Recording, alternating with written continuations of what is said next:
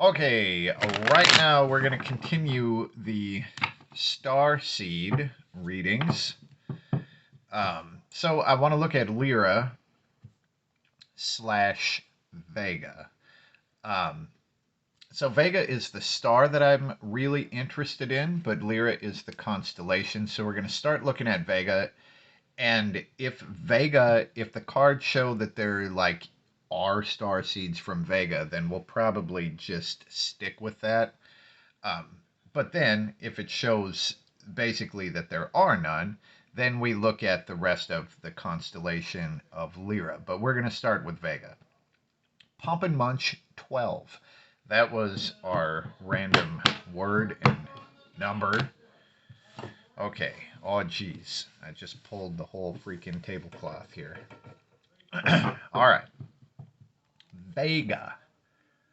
King of Wands, reverse Knight of Swords. So, as far as there being star seeds from Vega, this would definitely show that there are because we have two court cards here. And I kind of figured that would be the case, right? So, Vega is like 25 light years from Earth, so it's relatively close as far as things in the galaxy go. And it's big, it spins super, super fast. It's really cool. I've been looking at it in the night sky all summer. Um, but Vega. So, this also means that there is most likely a planet around Vega that supports life, which is also kind of cool. So, reverse Knight of Swords over the King of Wands. Now, the King of Wands is the leader. This is like the father figure, and it's the one who sets the example, and they like inspire other people through the way that they do things. Um, and we also have a reverse Knight of Swords. So the Knight of Swords is the soldier, and the territorial protector. The Knight of Swords reversed is when this thing is kind of the soldier is attacking everybody, not just the actual enemy. Huh. All right, let's just see what's on either side of this Knight of Swords to find out what's going on there. Holy shit. Wow. I am going to have to pull one more here because it's like, does this mean that the knight is attacking the sun? Like, what the hell? Leading up to the reverse Knight of Swords is the Knight of Wands. Again, we have a soldier, right? So, right away, to me, this is saying that the star seeds, the souls of beings from Vega that are here on Earth, are soldiers. Now, when I do the star seed readings, this is specifically a spirit that is from there that resides in a human body. So this separates it from the straight up alien readings, right? Um, so another night. This is the impulsive journey, and it looks like, some shit went wrong. I mean, truly, what the Knight of Swords reverse shows is that the people who are starseeds from Vega might have problems really distinguishing what the enemy is and isn't. Like, really distinguishing what is a threat, right? Because the Knight of Swords reversed, I mean, that's like the guard dog that attacks everybody. So, it would make sense because there are some differences between Vega and our sun.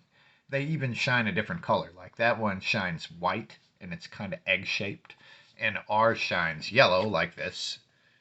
And their sun rotates really, really fast. Um, anyway, being some pretty fundamental differences between the suns, it would make sense that there's a lot of difference in the spirit that comes from there. So as this moves forward, we have it at the sun. Now, I just want to find out because this looks like they think our sun is attacking them, like our sun is the enemy. So I just want to put a card here to find out more about this connection. And we get the Fool, right? Um, I mean, this would kind of reinforce that, but the Fool is like a zero state of knowledge, and that is completely being open to everything, at least under ideal circumstances. But with this, I actually think like the being foolish is kind of the deal. So it looks like under ideal circumstances, they're a King of Wands.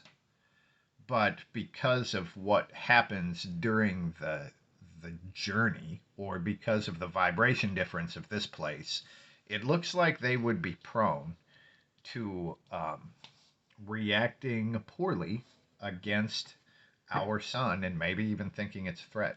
So this might show up in people that are allergic to sunlight. I've known a few of them, you know, and this might show up that way. Or if somebody just really, really tries to stay out of the sun, feels like it is killing them, it might show up that way. So, okay, what am I not seeing about the star seeds of Vega?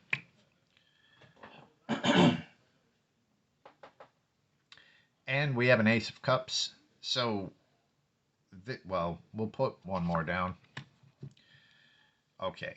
Ace of Cups and Queen of Wands. Now, this is starting to build a more complete picture because it looks like under normal circumstances that if the person is in a role in their life where they other people kind of look up to them, they kind of get to be this father figure or like parenting sort of nurturer person.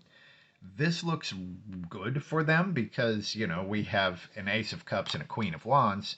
So the Ace of Cups is baseline fulfillment and the ability to just say things are okay, right? Things can be good. And pretty much everything that's awesome or feels awesome comes from the Ace of Cups. And we also get a Queen of Wands, and that is the beautiful woman, right? I mean, it's basically someone that other people are very attracted to. And the Queen of Wands has all of this confidence and grace and charm. So, under ideal circumstances, it looks like they would be really awesome to be around. Now, it looks like they have real difficulty with feeling threatened and maybe identifying what is or is not an actual threat.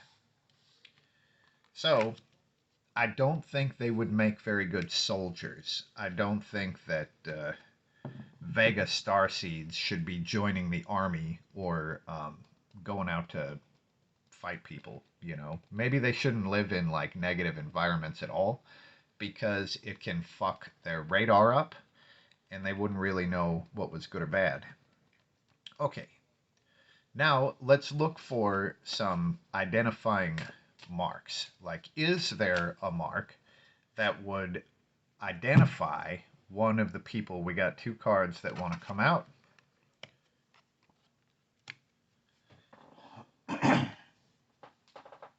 Now we got two more court cards.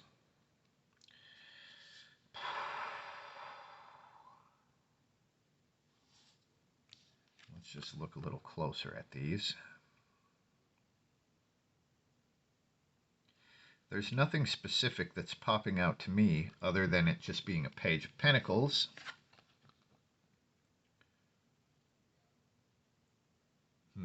And the thing that I'm seeing in the Queen is her teardrop tattoo. Now, this might be a mark on the face. So it might be, I mean, some sort of mark. Some sort of mark on the face. It does look like the near the eye thing makes sense, but at least this section, like kind of above the cheek, around the eye, like some sort of identifying mark. Now, when we look at the Page of Pentacles, all I'm really getting is like a crafty person, you know, very crafty and like good with tools. Okay. Now, in the other reading, it kind of suggested that they didn't come here on purpose. And actually, when we see this soldier stuff over here, that might be the case here as well. But let's just see if the Vegan starseeds came here of their own will or if they were sent here. So we're looking at basically the reason that they are here. And we get the Eight of Pentacles. I think this showed up as a foundational thing in the reading about the Palladians. This is a workshop. So this is, I guess it's more like a job. You know, it's like, okay, I'm going to go to work on Earth for fucking 80 years or whatever. Or however long they end up here. Now, actually, I'm going to look at that too. Because this looks like it's kind of like a job. They're here to produce. They're here to do their job. Now, if they do their job well, do they get to leave or do they have to stay? Oh, geez. A bunch of cards fell out onto the ground. This is too many and reversed to really get anything out of, so we're going to shuffle these and ask the same question. Do they get to go home after they properly do their job? Yes. Yes, they do. Just as far as a yes or no, the Ace of Wands is definitely a yes. So, all right. I'm just going to pull something as far as advice goes. Although this would say don't put yourself in toxic situations and try to feel like you're doing your job. But let's just see if there's any other advice for the Vegan starseeds that are here on Earth today.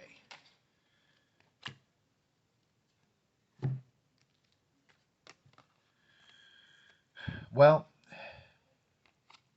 if you find yourself not able to let a part of your life end, or you feel like you need to get to the next level and for some reason it's just frozen, the Two of Swords is pretty much saying you are doing that to yourself. So all of the resistance is coming from within.